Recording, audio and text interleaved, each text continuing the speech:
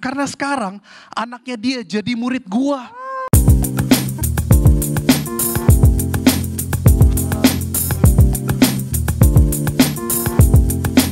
Gue ini guru bahasa Inggris karena gue udah stand up bertahun-tahun dan rasanya gitu-gitu aja, ya udahlah, jadi sadar diri sedikit.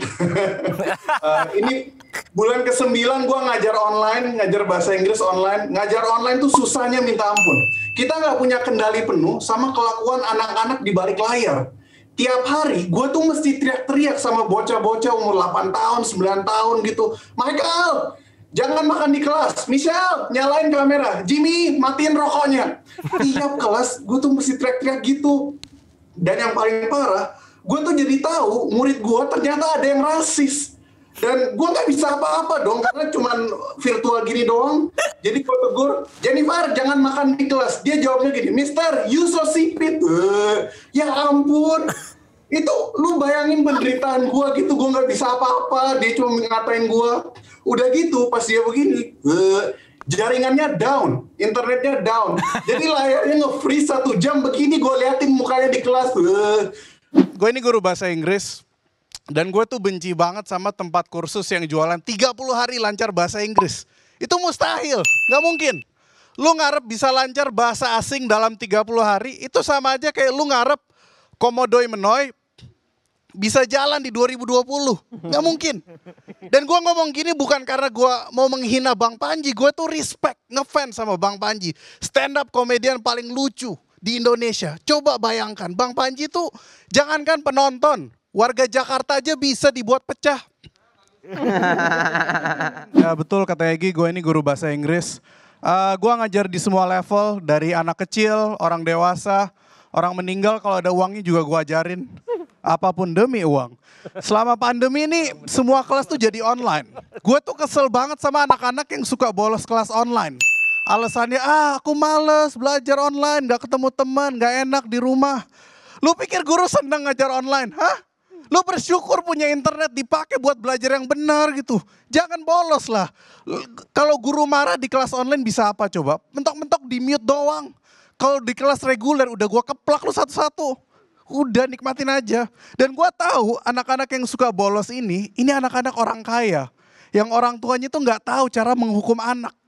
Gue pernah punya satu murid yang suka bolos. Dia masuk kelas, audio nyala, kamera mati. Ditegur sama orang tuanya, kedengaran satu kelas. Kamu ya, sampai kamu bolos kelas lagi, mama pindahin kamu ke sekolah negeri. Ini hukuman macam apa? Gue gak pernah ngeliat orang miskin marahin anaknya, kamu ya, sampai kamu bolos lagi, mama pindahin kamu ke Harvard. Gak pernah. Ikan cupang sama ikan arwana sama-sama berenang di air tawar. Gue gak pernah ngeliat orang marah sama ikan arwana piaraannya.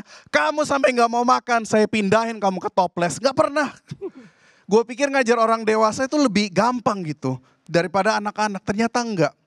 Kalau misalnya kelas online tuh mereka gak fokus di rumah sambil makan, tiduran, ya gak apa-apa. Yang bikin kesel, gue punya satu murid ibu-ibu, dia ikut kelas gue sambil menyusui. Menyusui. Tengah kelas anaknya nangis, ibunya panik. Shh, dek tenang dek, tuh lihat di kamera ada Om Boboho lucu. Ayo Om Boboho lucu dong. Kenapa gue nurut? Harga diri gue mana gitu. Dan anak ini ikutin terus, kan dia dengerin gue ngomong bahasa Inggris tiap minggu. Dan anak menyusui belum bisa ngomong. Ntar kalau disuruh ngomong sama mamanya gimana? Ayo dek ngomong, ma. Yo what's up mother father? Kan jadi aneh.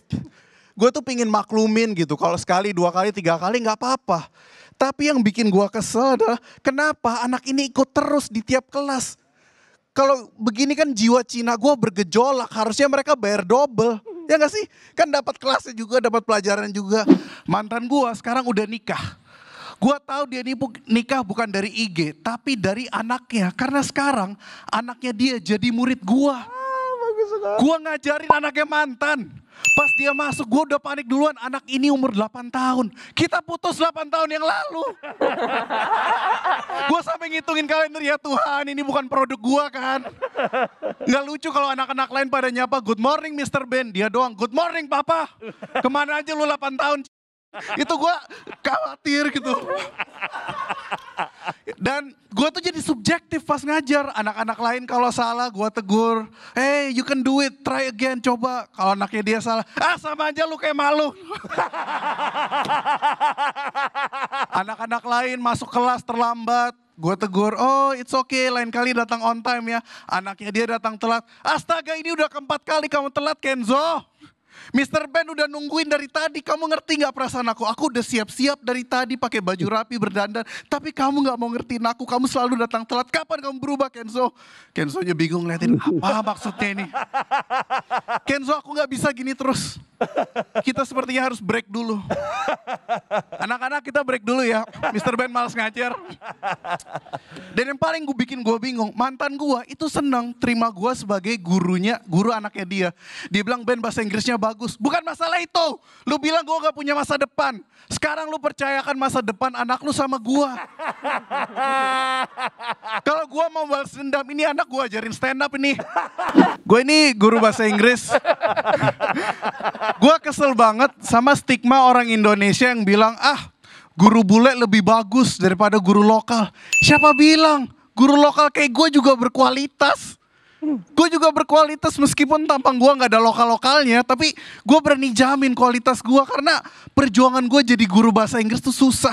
Gue mesti sekolah dulu, tes TOEFL dulu, gagal stand up dulu, nah baru jadi guru.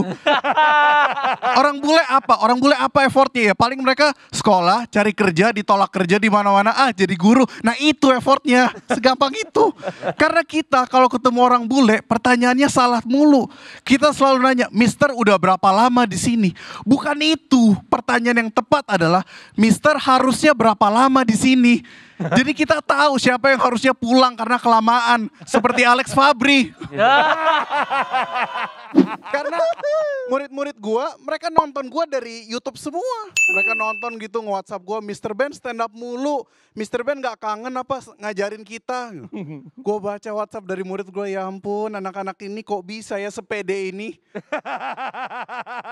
Ya enggak lah. Gue benci sama kalian. Kalian tuh cuma batu loncatan untuk karir gue. Lu pikir gue seneng diomelin mak lu tiap hari? Mr. Ben, anak saya kalau listeningnya jelek, ya nggak tahu bawa ke THT dong bu. Coba ditempeleng tuh ada skrup nyangkut kayaknya. Se-happy-happynya gue jadi guru, ngajarin anak-anak ketawa-ketawa. Orang tua murid ngeliatin gue dari jauh, wah Mr. Ben seneng ngajarin anak-anak. Karena gue dibayar. Selesai kelas gue pusing lagi, astaga habis ini 3 kelas lagi, sesi orang tua murid, ketemu mamanya Ivon anaknya baik, cuman mamanya bawel, pantes suaminya selingkuh. Itu yang gue rasain. Itu, soalnya gue tuh saking seringnya dituntut positif, gue pernah ke psikolog, konsultasi 1 jam bayar 2,5 juta. Divonis depresi ringan. Waktu gue tahu biayanya 2,5 juta, rasanya sih depresi berat. 2,5 juta gue bawa pijet, hilang depresi gue. Dan lu tahu kenapa gue bisa bayar segitu untuk konsultasi? Karena gue bukan guru honorer yang gajinya selalu telat.